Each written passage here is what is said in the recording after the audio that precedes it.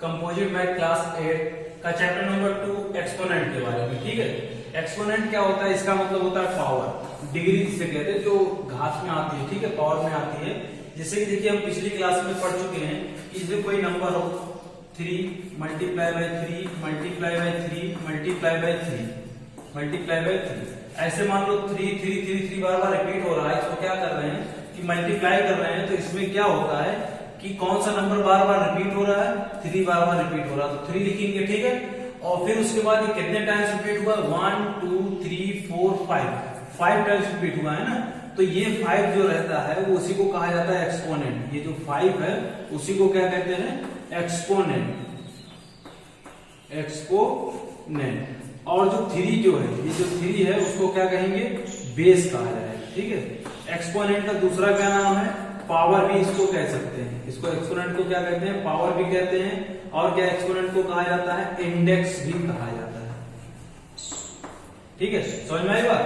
क्या कह रहा है कि 3 into 3 into 3 into 3 into 3 equal to क्या होता है, 3 की पावर 5। ठीक है, 5 जो होता है इसमें पावर रहेगा, और जो 3 है वो क्या है, बेस है। ठीक है, इसी तरीके से जैसे कि a की पावर अगर b है, a की पावर b है, तो इसमें a क्या रहेगा, a अगर कोई रेशनल नंबर है तो a जो रहेगा वो होगा बेस। ठीक है, और b जो रहेगा उसको कहेंगे पावर या एक्सपोनेंट या इंडेक्स, मतलब कुछ भी कह सकते हैं। ठीक है, तीनों में इंडेक्स होता है। और इसी के साथ एक चीज और कि अगर मान लीजिए हाँ इनको मल्टीप्लाई करेंगे तो आंसर आ जाएगा। जो 3 3 जा 9, 9 3 जा 27, 23, 27 3 जा क्या होगा 81, 81 3 जा क्या हो जाएगा 243। तो ये इस तरीके से आएगा। ठीक, मल्टीप्लाई करना रहता है। एक चीज और, अगर मान लो -1 की पावर n है, n तो देखो अभी तक जितने भी नंबर ने, जितने भी नेचुरल नंबर है, n क्या है, नेचुरल नंबर है, जितने भी नेचुरल नंबर है वो क्या होते हैं, या तो इवन नंबर होंगे या तो ऑड नंबर होंगे। ठीक है, मतलब या तो वो डिविजिबल बाय 2 होंगे या तो डिविजिबल बाय 2 नहीं होंगे। दो चीजें हो सकती है, या तो वो इवन होंगे या तो ऑड होंगे। तो देखिए n जो है वो क्या है, नेचुरल नंबर है, तो -1 की पावर n आंसर 1 आएगा। ठीक है, और -1 भी आएगा। -1 की पावर n इक्वल टू क्या होगा, 1 या -1। देखिए 1 किस केस में आता है, जब n क्या रहेगा, इवन नंबर होगा। ठीक है, जब n क्या होगा, इवन नंबर रहेगा, तब इवन मतलब कि जो 2 से डिविजिबल हो। ठीक है, और जब n क्या हो, ऑड नंबर रहेगा, ऑड नंबर। ठीक है, n जब ऑड नंबर रहेगा तो उसमें क्या आएगा, -1 आएगा। ठीक है, -1 की पावर n। अगर जिससे कि एक नंबर दिया गया 5 की पावर 3, 5 की पावर 3। ठीक है, इसका मतलब ये हुआ कि 5 को कितने टाइम्स मल्टीप्लाई करना है, 3 टाइम्स मल्टीप्लाई करना है। 5 को कितने टाइम्स मल्टीप्लाई करना है, 3 टाइम्स मल्टीप्लाई करना है। तो 5 5 जा 25, 25 5 जा 125, मतलब 5 की पावर 3 या 5 क्यूब भी इसको कहते हैं। ठीक है, 5 क्यूब इक्वल टू क्या होगा, 125 हो जाएगा। और इसके कुछ लॉ है, क्या क्या चीजें हैं लॉ, उसमें देख लीजिए। फर्स्ट जो है, पहला जो है लॉ वो क्या है कि अगर एक रेशनल नंबर उसकी पावर n है, ठीक है, और मल्टीप्लाई में उसी रेशनल नंबर की पावर कितनी हो, n है। ठीक है, अगर कोई नंबर, रेशनल नंबर क्या, नंबर ही है। ठीक, अगर किसी नंबर की पावर m है और फिर उसी नंबर की पावर क्या हो, n भी हो, तो क्या होगा कि जब मल्टीप्लाई होता है तो मल्टीप्लाई में पावर क्या हो जाती है, ऐड हो जाती है, मतलब m प्लस n हो जाता है। जैसे कि एग्जांपल देखिए, 2 की पावर 3 है मल्टीप्लाई बाय 2 की पावर 4।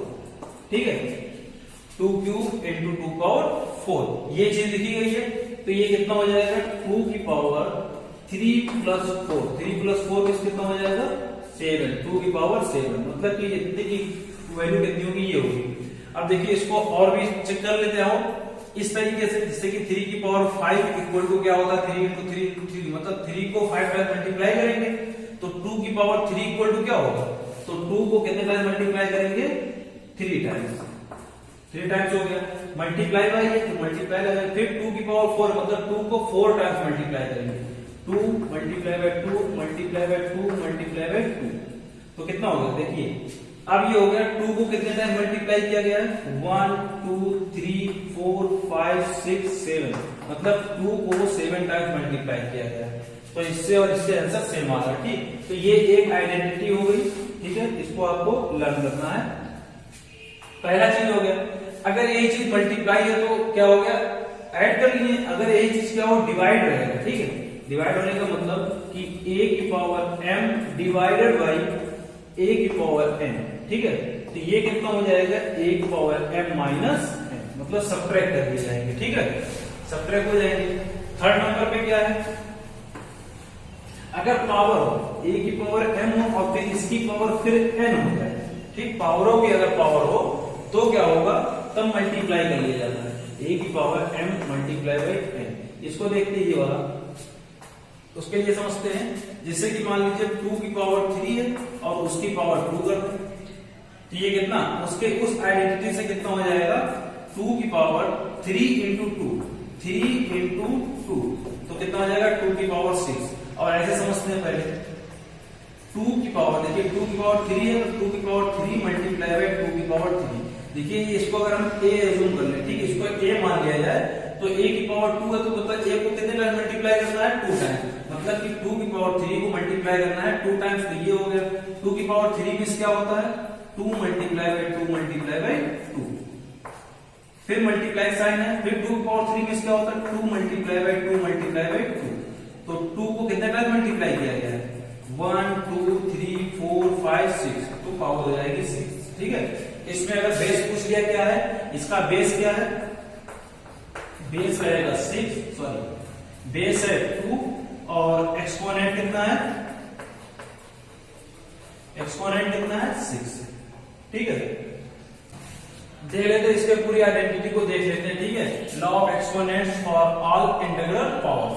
तो यहां देखिए अगर a अपॉन b की पावर m है multiply by a upon b की पावर n, तो इसमें क्या होगा, बेस दोनों का सेम है तो क्या होगा, बेस अगर सेम है तो पावर क्या होंगी मल्टीप्लाई में ऐड हो जाती है, पावर क्या होंगी मल्टीप्लाई में ऐड हो जाएंगे। अगर बेस सेम है पर डिवाइड किया जा रहा है यहां पर, divided by a upon b power n।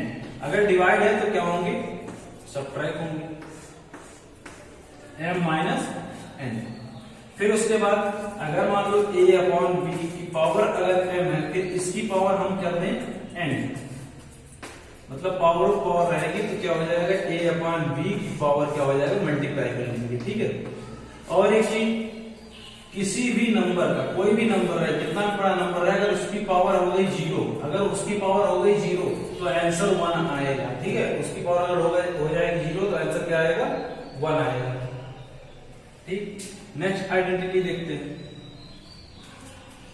a upon b की पावर अगर निगेटिव इंटीजर है, ठीक है, मान लो निगेटिव है माइनस m लिखा है। ठीक है, इसको पॉजिटिव कैसे करेंगे, जो अंदर वाले नंबर ब्रैकेट के जो अंदर है मतलब जिनका पावर हुआ है उनको क्या कहते हैं रेसिप्रोकल करते हैं। रेसिप्रोकल क्या होता है, मल्टीप्लिकेटिव इनवर्स, मतलब कि न्यूमरेटर को डिनोमिनेटर में और डिनोमिनेटर को न्यूमरेटर में जब चेंज कर देंगे तो वो उसका रेसिप्रोकल हमको मिल जाता है। तो ये साइन जो हो जाएगा तुरंत क्या हो जाएगा, चेंज हो जाएगा, प्लस में आ जाएगा। ठीक है, निगेटिव का अगर निगेटिव रहेगा तो इस तरीके से हम उसको कर सकते हैं। एक आइडेंटिटी और देखते हैं, अगर मान लीजिए a अपॉन b है, ठीक है, और उसकी पावर m है और मल्टीप्लाई करें c अपॉन d की पावर m है। ठीक है, c अपॉन d की पावर m, मतलब इस बार बेस सेम नहीं है, अब की बार क्या है पावर सेम है। तो इसमें क्या करते हैं कि अगर मल्टीप्लाई करेंगे, डिवाइड करेंगे तो डिवाइड करेंगे। ठीक, तो क्या हो जाएगा a upon b multiply by c upon d की होल पावर m कर लेंगे, सिंगल पावर मतलब एक में कर देंगे इसको, उसके पावर m कर लिया जाएगा। ठीक, अब पावर्स को समझते हैं थोड़ा, -5 अपॉन 3, -5 अपॉन 3 पावर 3। ठीक है, इसको हमें सॉल्व करना है, ये एक एग्जांपल है, उसको हम बताते हैं। सॉरी, तो -5 upon 3 multiply by -5 upon 3 multiply by -5 upon 3। देखिए साइन तो अगर मल्टीप्लाई करते हैं, अगर दो साइन सेम रहते हैं तो प्लस आता है, अगर अपोजिट साइन का मल्टीप्लाई करते हैं तो क्या आएगा, माइनस आ जाता है। तो minus into minus plus, plus into minus minus. देखिए इन दोनों को जब मल्टीप्लाई करेंगे तो प्लस हो जाएगा, ठीक है, मतलब इन दोनों को सॉल्व करने में प्लस आ गया और ये यहाँ पे एक है माइनस। जब इन दोनों को सॉल्व करेंगे तो प्लस इंटू माइनस, तो आंसर क्या आएगा माइनस, यहाँ पे आ जाएगा माइनस। और मल्टीप्लाई में यह बताया गया है कि न्यूमरेटर को न्यूमरेटर से, डिनोमिनेटर को डिनोमिनेटर से मल्टीप्लाई करते हैं। 5 5 या 25, 25 5 या 125 अपॉन 3 इंटू 3 इंटू 3, 3 3 या 9, 9 3 या 27। तो -5/3 क्यूब इक्वल टू क्या होता है, -125/27। ये हो गया। अब क्या होता है कि हमको चेंज करना पड़ेगा। एक होता है ये रेशनल फॉर्म होता है, ठीक है, ये रेशनल फॉर्म होता है, और ये जो फॉर्म है जो इस तरीके से फॉर्म होता है, ये वाली फॉर्म, वो क्या है, एक्सपोनेंशियल फॉर्म है, ठीक है, एक्सपोनेंशियल फॉर्म है, ये रेशनल फॉर्म है। तो क्वेश्चन में क्या कहेगा, रेशनल फॉर्म को एक्सपोनेंशियल फॉर्म में कन्वर्ट करना है, एक्सपोनेंशियल फॉर्म को क्या करना है, रेशनल फॉर्म में कन्वर्ट करना है, ठीक है। वो किस तरीके से करेंगे, देखिए एक्सपोनेंस को, एक्सपोनेंशियल जो फॉर्म था उसको हमने क्या कर दिया, रेशनल फॉर्म में कन्वर्ट कर लिया, ठीक। अब कभी ऐसे क्वेश्चन आ सकता है 64/27, 64/27 को हमें क्या करना है कि एक्सपोनेंशियल फॉर्म में करना है, ठीक है, एक्सपोनेंशियल फॉर्म में कन्वर्ट करना है। एक्सपोनेंशियल फॉर्म में इसको हमें कन्वर्ट करना है। तो किस तरीके से कन्वर्ट करेंगे, ये देखिए ये जो 64 है इसका हम प्राइम फैक्टर निकालेंगे, ठीक। 64 का जो प्राइम फैक्टर निकालेंगे तो कितना आएगा 64 का, यहां देखिए 64, अगर आप इसको 2 से डिवाइड करेंगे तो क्या आएगा 32, 2 से इसको डिवाइड करेंगे 16, 2 से डिवाइड करेंगे 8, 2 से डिवाइड किया जाएगा 4, 2 से डिवाइड करेंगे 2 और 2 से डिवाइड करेंगे 1, ये आ गया, ठीक है। मतलब 2 into 2 into 2 into 2 into 2 into 2 इतना आ जाएगा 64 होता है। ऐसा 27 का करते हैं, 27 3 से डिविजिबल है, 9 टाइम्स आएगा, फिर 3 से डिवाइड करेंगे 3 टाइम्स, फिर 3 से डिवाइड करेंगे 1 टाइम। मतलब कि 27 जो है वो क्या है 3 की पावर 3। तो 64 को भी हमें 3 पावर 3 में करना है, ठीक है। कैसे कर सकते हैं, देखिए यहाँ पे अगर हम इन दोनों को पेयर्स बनाते हैं, ठीक, 2 2 का पेयर्स बनाएंगे तो 2 2 जा 4, 2 2 जा 4, 2 2 जा 4, तो 4 को कितने टाइम्स मल्टीप्लाई करना पड़ेगा, 3 टाइम्स मल्टीप्लाई करना पड़ेगा, मतलब 4 क्यूब, ठीक है। ये क्या हो गया कि 64 को लिख सकते हैं 4 क्यूब और 27 को लिख सकते हैं 3 क्यूब। तो देखिए ऊपर भी पावर सेम है, नीचे भी पावर सेम है, ठीक है। दोनों में क्या करेंगे, सिंगल पावर लगाएंगे, 4/3 की होल पावर हो जाएगा 3। ये हो गया हमारा एक्सपोनेंशियल फॉर्म, ठीक है। अब देखिए हम देखेंगे कि स्टैंडर्ड फॉर्म किसी नंबर्स का और साइंटिफिक नोटेशन किस तरीके से होता है, ठीक है। देखिए स्टैंडर्ड फॉर्म जो होता है, जैसे कोई नंबर है, मान लीजिए हम ले रहे हैं 48,0,0,0,0,0, ये नंबर हो गया, ये स्टैंडर्ड फॉर्म हो गया, ठीक है हमारा। और इसका साइंटिफिक नोटेशन क्या होता है, साइंटिफिक नोटेशन होता क्या है कि वो नंबर किसमें शो किए जाते हैं, कैसे एक्सप्रेस किए जाते हैं कि वो नंबर किसके प्रोडक्ट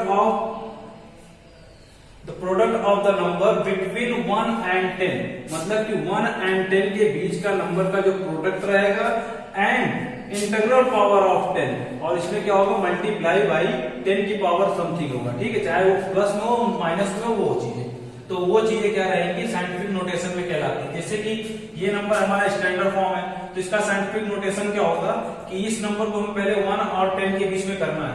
देखिए तो हमें पॉइंट की जगह लगाना पड़ेगा यहाँ पे। अभी देखिए यहाँ पे पॉइंट है नहीं, तो हम इस तरीके से 0.0 लिख सकते हैं यहाँ पे, ये नंबर हम पॉइंट लगा के 0 बढ़ाया जा सकता है, ठीक है।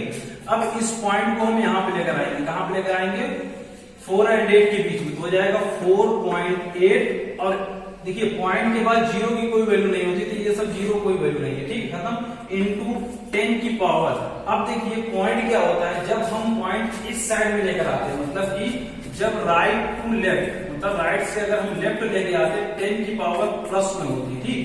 जितने स्टेप इधर आएंगे वो प्लस में करेंगे, 1 स्टेप 2 3 4 5 6, तो 10 की पावर क्या होगी 6 हो जाएगा, ठीक। अगर हम क्या करते हैं कि पॉइंट को उस साइड में लेके जाते हैं, जैसे कि एग्जांपल देख लें 0.0000784 ये नंबर मान लीजिए, ठीक।